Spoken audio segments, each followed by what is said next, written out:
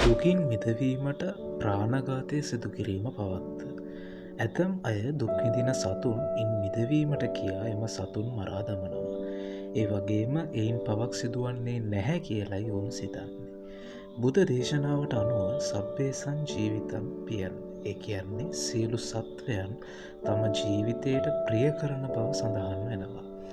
ජීවිතයට වඩා ප්‍රිය කරන කිසිවක් සත්වයකුට ඇත්තේ නැහැ.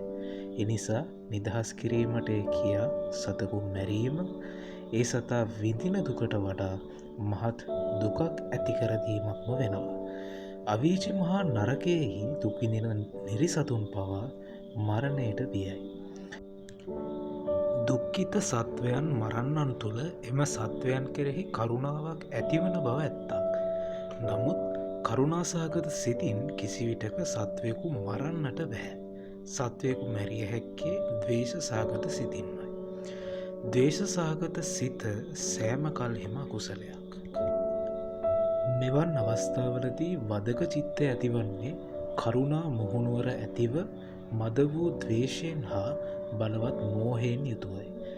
චිත්ත චෛතසික ධර්මයන් පිළිබඳව නිවැරදි වැටහීමක් නැති ප්‍රාණඝාතකයින් මේ ද්වේෂ සහගත සිත දකින්නේ කරුණා සහගත සිතක් ලෙසයි.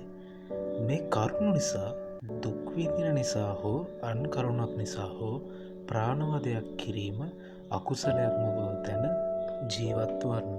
ඔබට තෙරුවන් සරණයි.